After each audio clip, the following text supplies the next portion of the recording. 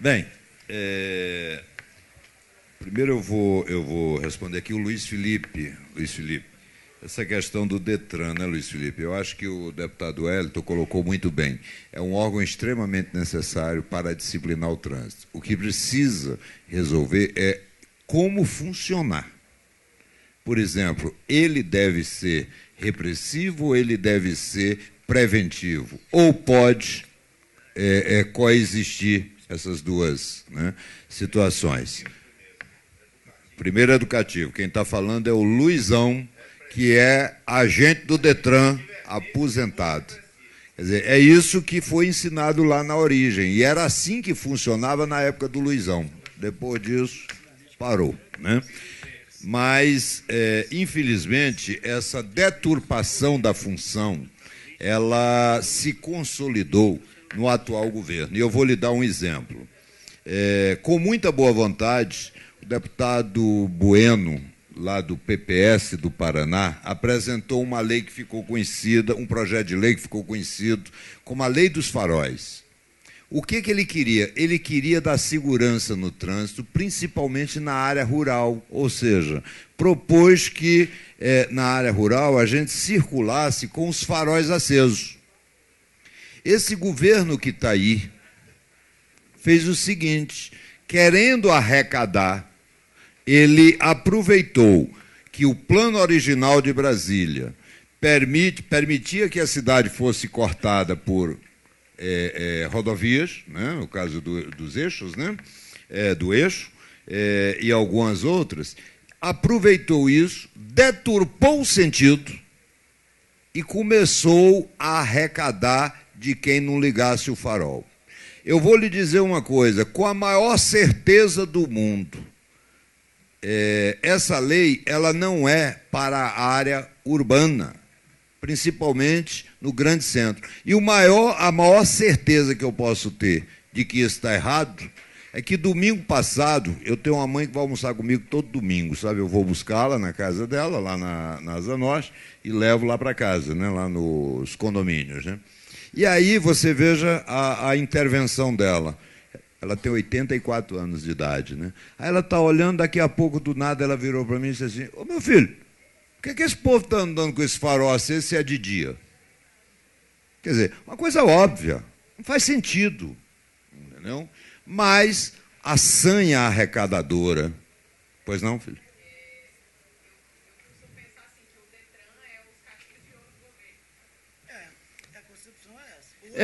Desse governo é. Desse governo é. Entendeu? Transformou numa fonte de arrecadação e, infelizmente, não presta o serviço devido, né? Que é orientar, que é ajudar, é disciplinar, essa coisada toda. Então, você veja, o maior exemplo da deturpação é essa, né?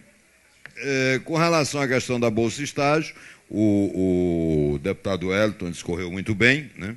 E eu quero me atentar um pouco mais para a questão que o Roberto levantou sobre as leis que não pegam. Roberto, eu devo estar falando aqui chovendo no molhado para quem é estudante de direito, mas para os outros talvez não. Lei, ela tem uma finalidade. Ela materializa o pensamento majoritário da sociedade. É para isso que lei serve. Tá? Então, ela disciplina determinadas coisas. Normalmente, quando a lei ela é elaborada sem a participação ou sem o sentimento da sociedade, ela não pega.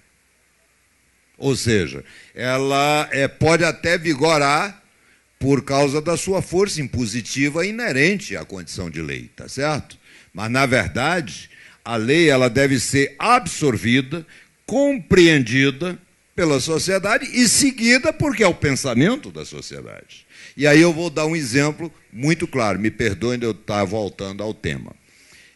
Eu apresentei um projeto que depois se transformou em lei, o deputado Reginaldo Veras falou que, inclusive, nós nos colocamos em situações antagônicas, propondo o retorno dos conteúdos de educação moral e cívica.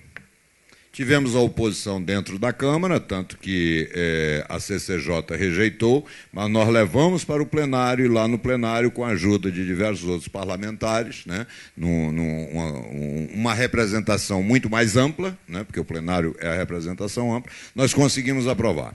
Aí foi para o Poder Executivo, foi vetado. Nós conseguimos derrubar o veto. Aí é que eu vou lhe dizer por que a lei pega. Alguns veículos de comunicação, incluindo a Rede Globo de televisão, tá certo? E a gente sempre fala da Globo, porque a Globo é o veículo mais importante e poderoso do Brasil, né? Ela é contrária. As razões são as mais variadas. Eu ouso supor que é por causa do antagonismo, né? A programação da Globo é antagônica com valores morais e cívicos, né? Aí o que acontece? A Globo esqueceu de avisar o Alexandre Garcia, que é o seu principal comentarista, esqueceu de avisar que era para meter o pau na lei. E o Alexandre, com a espontaneidade própria, né, elogiou a lei. Inclusive relembrou que no passado ele teve esses ensinamentos. Mas no dia seguinte, a Globo começou a campanha contra a lei. E aí foi fazer uma pesquisa. Fez uma pesquisa através do G1, fez uma pesquisa através da CBN, dentro de um debate para o qual ela nem sequer me convidou. Eu que era o autor da lei, tá certo? E, para surpresa dela, 82% da população apoiava a lei, mesmo sem ter lido. Apoiava. Então, essa lei vai pegar, apesar da Rede Globo. Ela vai pegar por quê? Porque é o sentimento da população. A população sente falta. E não precisa você ter provas cabar disso, não. A maior prova disso é que, aqui entre nós, a nossa sociedade está tranquila? Não, não está. Sabe por quê? Porque nós não temos, hoje, o respeito mútuo entre as pessoas. Eu recebi há pouco tempo, e já vou encerrar, presidente, eu recebi há pouco tempo um vídeo em que o sujeito fala um caso muito interessante, que um garoto, que um senhor está dentro de casa, né, e na sala está seu filho no canal 100. Canal 100 é o da criançada, né? Assistindo televisão, né, no volume tal. E aí chega o irmão dele. Quando chega o irmão dele, o que ele faz? Vai, abre a porta, né, e diz assim para o filho: oi, filho, seu tio chegou. O menino nem tchum, nem tirou o olho da televisão, nem baixou o volume da televisão, nem corre de uma. Aí o pai, querendo, né, com aquele sentimento protetor, dá aquele sorriso amarelo e diz assim: tadinho, ele está entretido na televisão. Ele não está entretido na televisão, ele é mal educado. Essa criança é mal educada, porque nós não educamos a criança.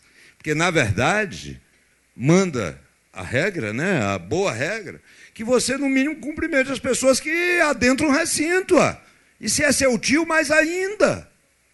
Mas, infelizmente, isso não ocorre mais na nossa sociedade. O maior exemplo e o mais cortante, se eu posso falar assim, é que um dia desse, na porta da Câmara Legislativa, um rapaz matou outro por causa de uma bicicleta.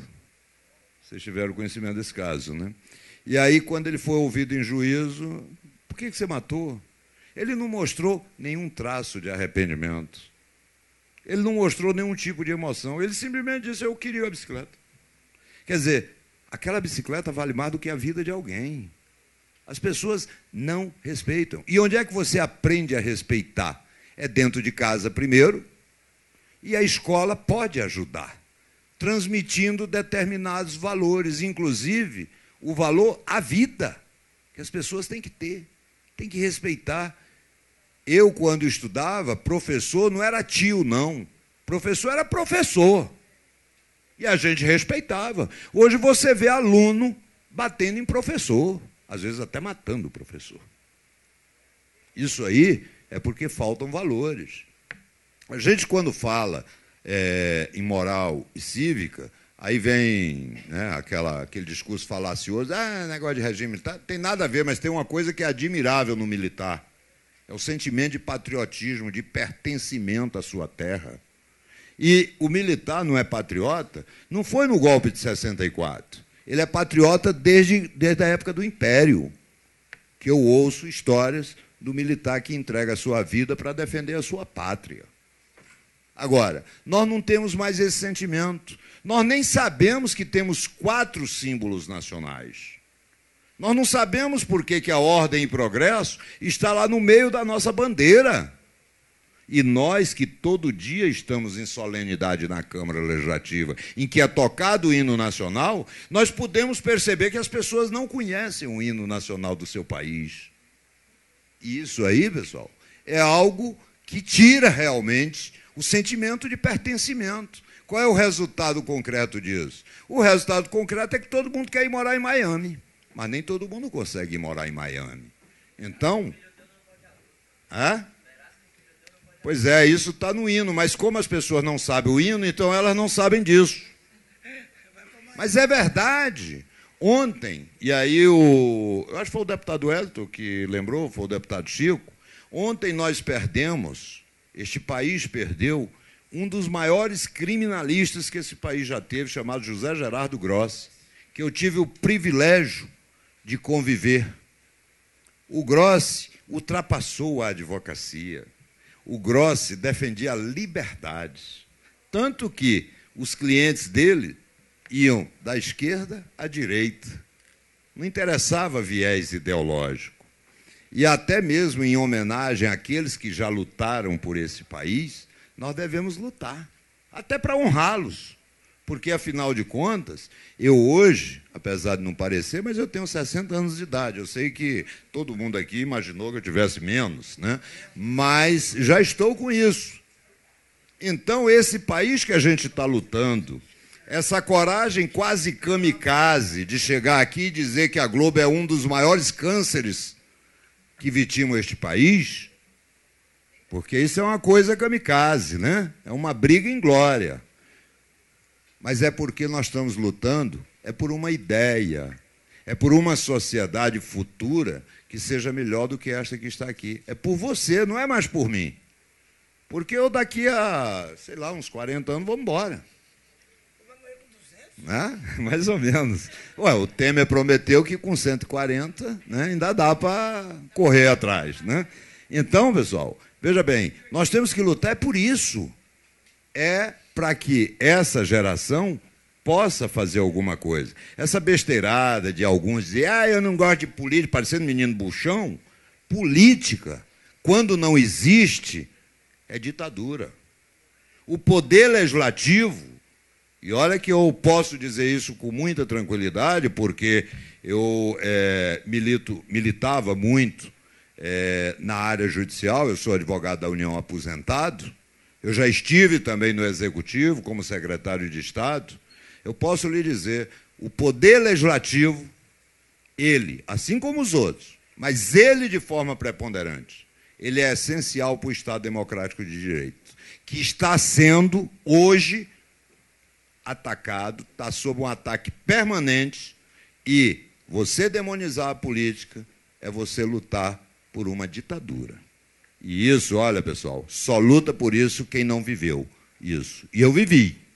Eu vivi quando, na época da ditadura, você ser contra, bastava ser contra alguma coisa que os governantes de plantão queriam, o preço que você pagava era sentir o frio da lâmina de uma baioneta no seu bucho. Hoje não. Hoje todo mundo fala o que quer.